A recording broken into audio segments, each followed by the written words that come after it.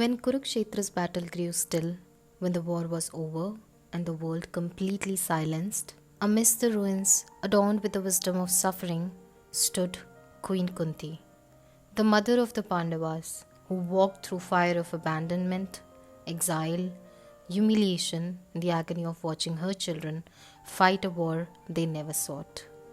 In Bhagavad Gita, chapter 7, verse 17, it is mentioned, Tesham jnani nityayukta ekabhaktir vishishyate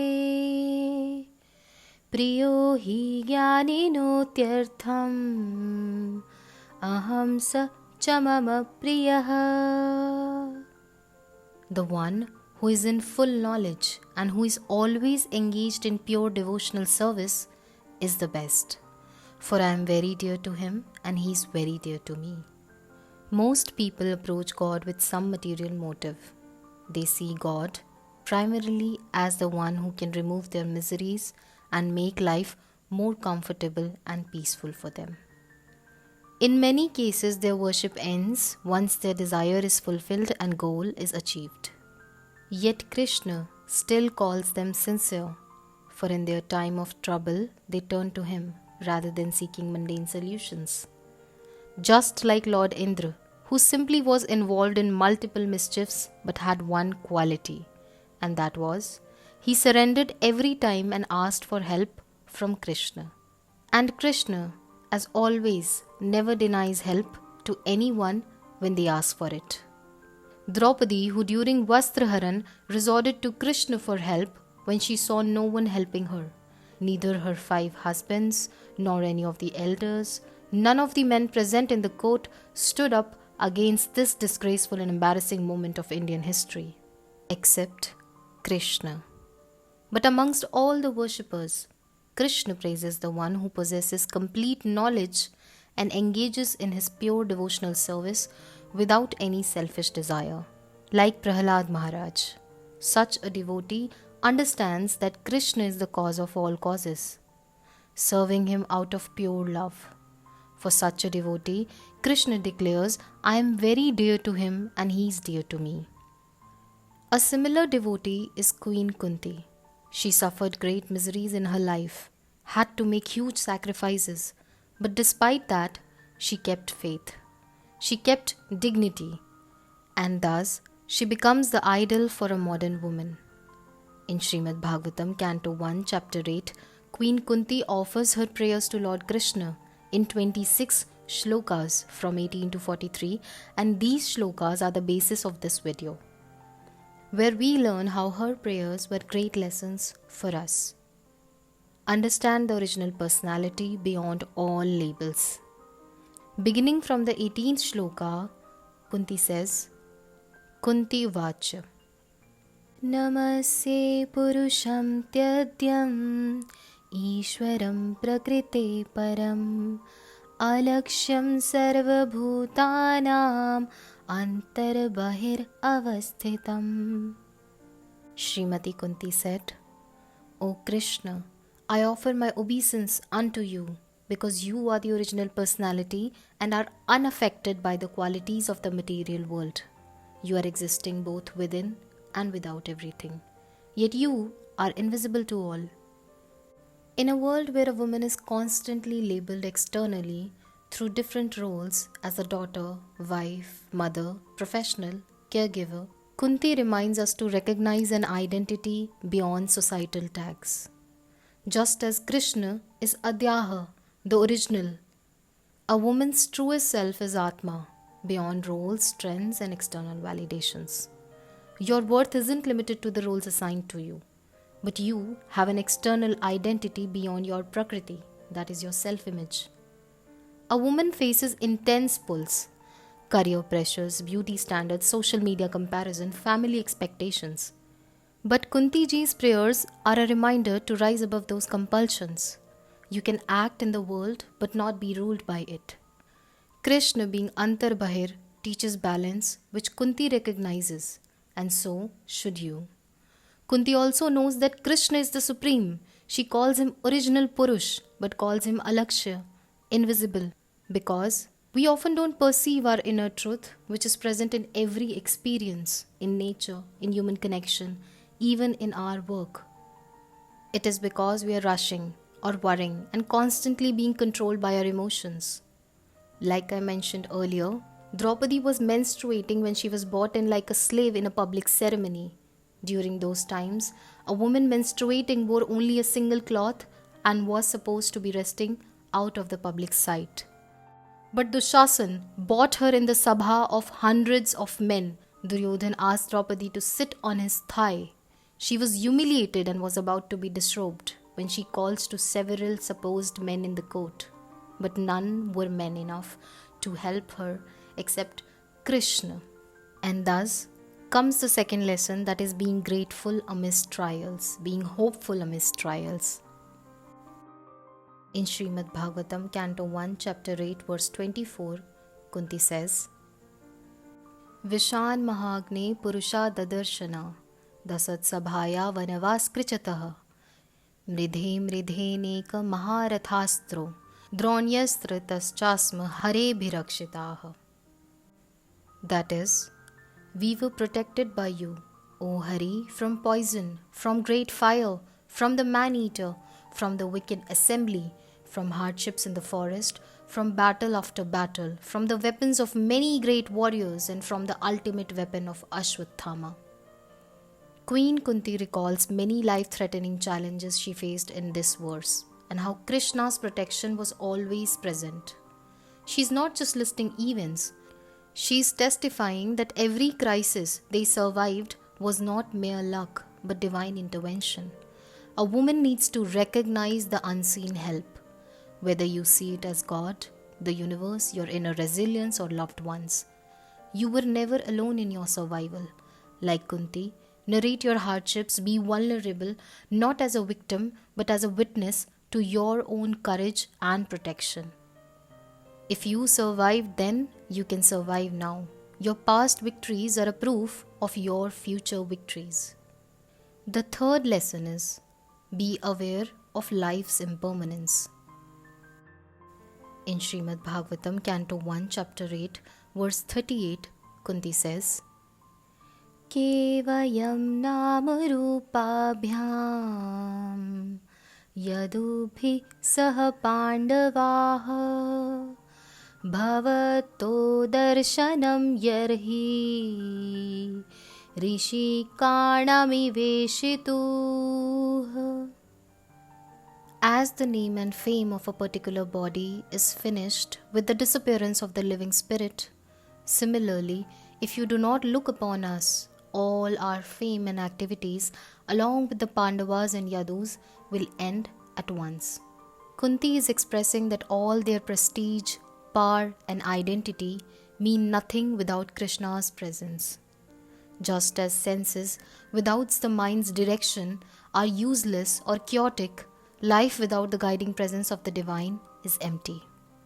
Chasing identity, image, and validation, but feeling hollow inside is not the life you want, but a connection with your conscience or your highest self is what you must look for, because when that connection is lost, life becomes reactive and scattered.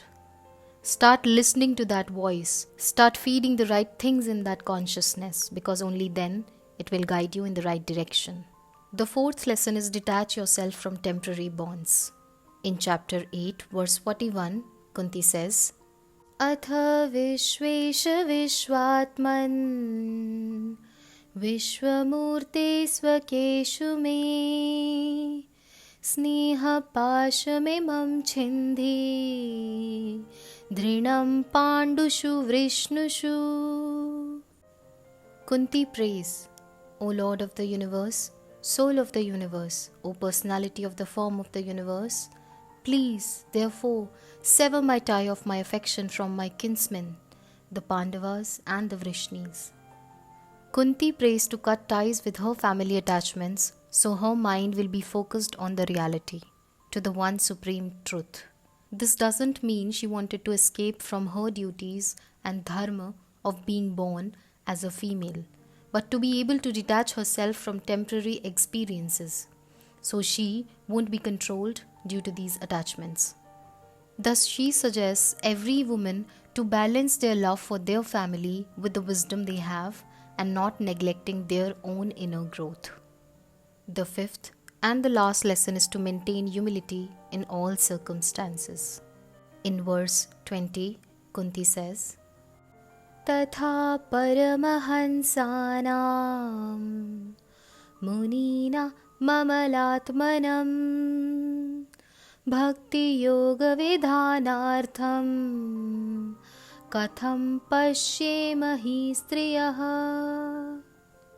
Which means, you're visible to the great Paramhansas and pure-hearted sages only for the purpose of teaching devotional service. So how can we women see you? Queen Kunti is expressing humility. It's not about women being spiritually less capable. It's about Kunti's humility and awe that God has made himself accessible to her. This verse is not a limitation. It's a reversal of ego and a reminder that spiritual connection is a gift, not an entitlement. However, this also clears the fact that Krishna is accessible to all, regardless of gender, social role, or background, when approached with sincerity. If you seek something, Lord will make it happen for you, but you must remain humble. Like men, you cannot always thrust your will upon others forcefully, but with your inherent gentle approach, high self-esteem, and adaptability in any circumstance can move mountains without the need for you to take a masculine role. Women are natural creators, and how you carry life within you mirrors the universal truth of creation, which made you naturally more patient, compassionate, receptive, and emotional. So you must embrace these qualities and harmonize with them. While men do possess the physical and logical strength, you have an even more mental capacity to direct them and even those around you to the right path. So recognize this power and maintain humility when you realize the greatness of this power. You must see the divine in both joys and sorrows. In Kunti's overall prayer, she accepts Krishna's presence in celebrations, sufferings, griefs, in the battlefield, and everywhere equally. Thus, as a woman, you must not separate your spiritual practice or self-awareness from the daily ups and downs, because both are part of your journey. Women are said to be clingy, are referred to as demanding and emotional, be it comes to their rights, what they wish to achieve in this world, and even when they hate, because woman follows impulses.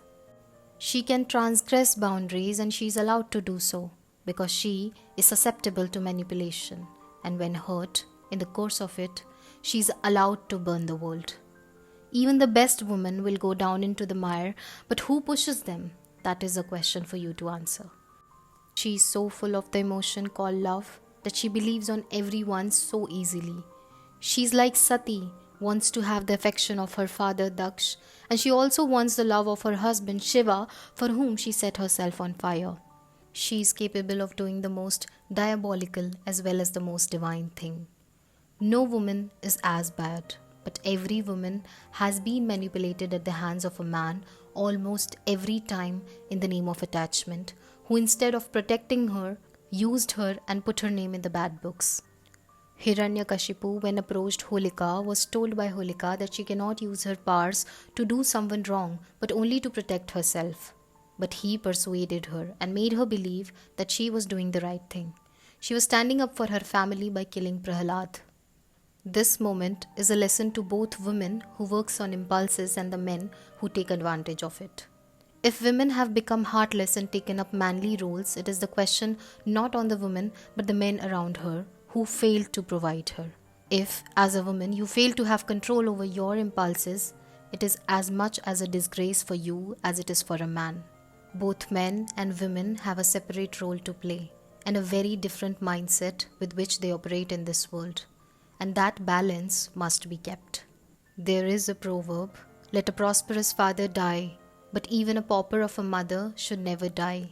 Because if the father dies, the mother will endure any amount of grief and sorrow but maintain her children. But what do you do when your wife dies today? You rush to bring another and render your children homeless. The modern man also has a responsibility. He must understand that to label through words is equal to disrobing and embarrassing a woman, and it is the easiest thing to do, but to protect her needs courage, regardless of what relationship you hold with the woman. Haridas Thakurji even allowed a prostitute to be transformed to the right path.